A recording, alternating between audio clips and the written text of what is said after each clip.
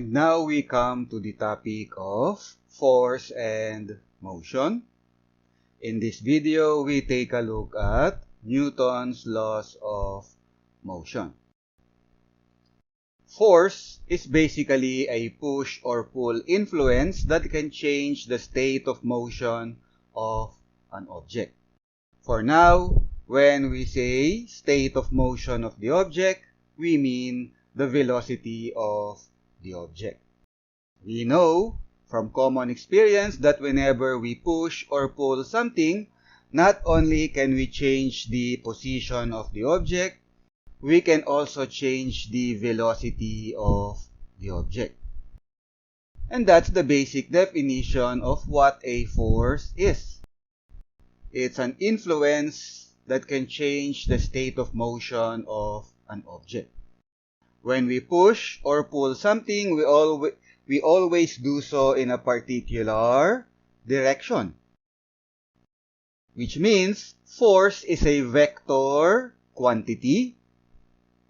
And as such, when you do force analysis, you have to use your vector analysis because force is a vector quantity.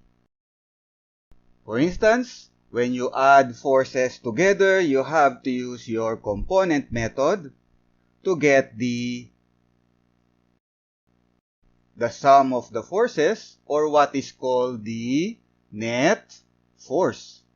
When you have an object and you have several forces acting on the object will behave according to the net force, the summation of the forces acting on the object. F net is equal to the sum of all the forces acting on the object, so it's equal to F1 plus F2 plus F3 and so on. Unit of force is Newton, capital N.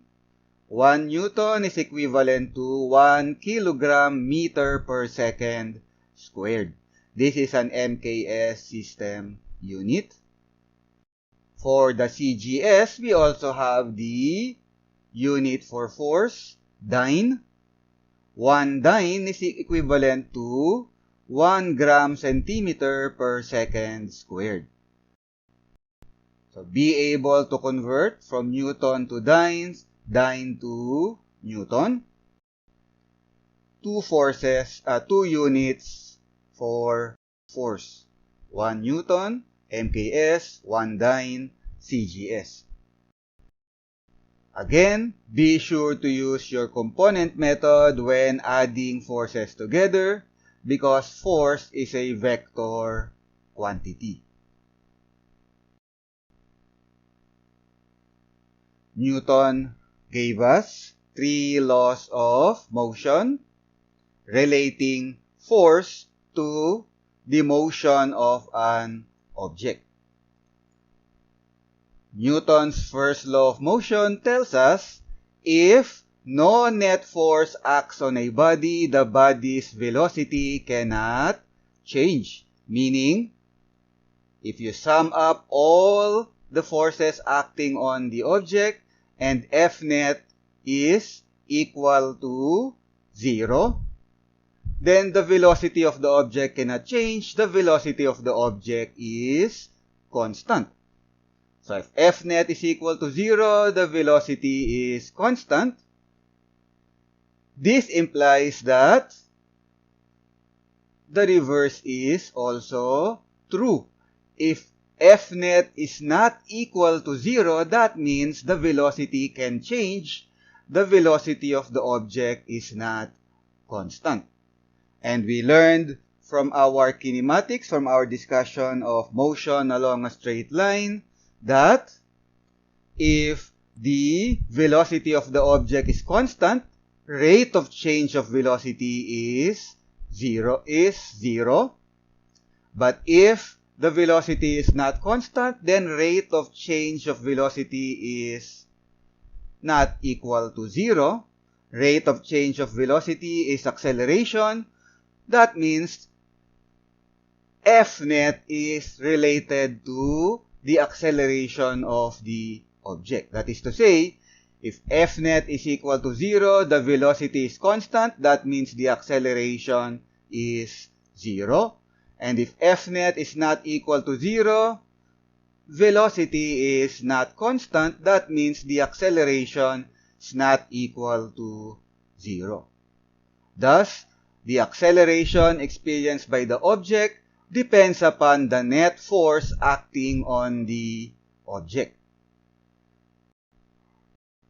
If the first law of motion implies the relationship between net force and acceleration of the object, the second law of motion, Newton's second law of motion, gives us the relationship between the two quantities, between the net force acting on the object and the resulting acceleration of the object. For constant mass, so let m be constant, the net force acting on the object is just equal to mass of the object times acceleration of the object. F net is equal to ma. And lastly, we have Newton's third law of motion. Some books refer to this as the law of action and reaction. When we say action, we're talking about force, particularly, say, applied force. And when we say reaction, that's also a force. For every action, there is an equal but opposite reaction.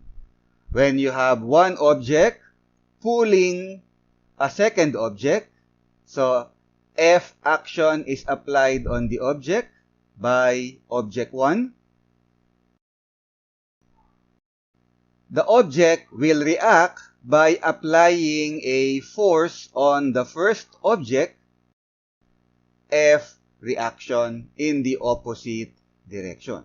So if a horse is tied to a cart, the horse pulls the cart, so F action is applied on the cart. The cart will react by applying force on the horse, F react.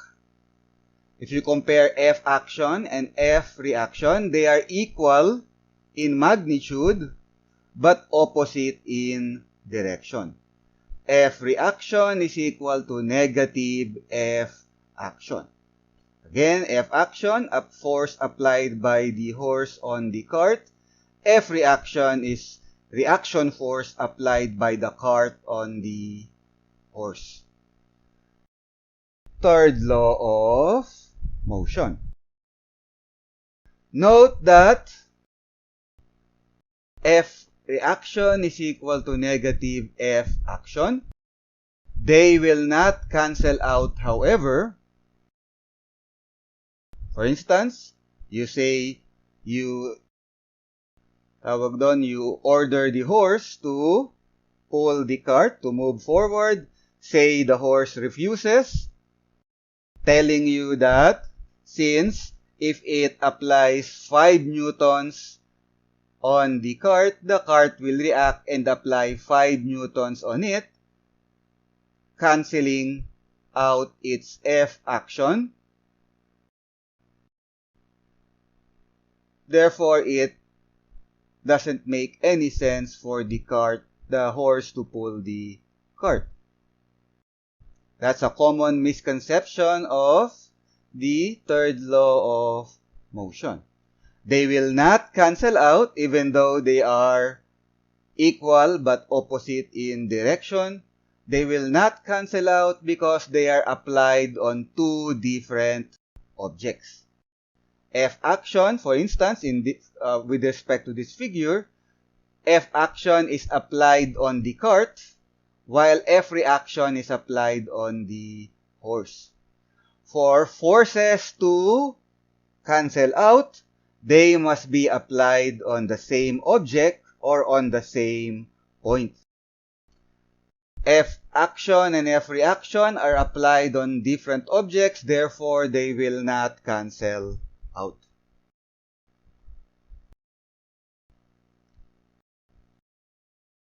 That's it for now.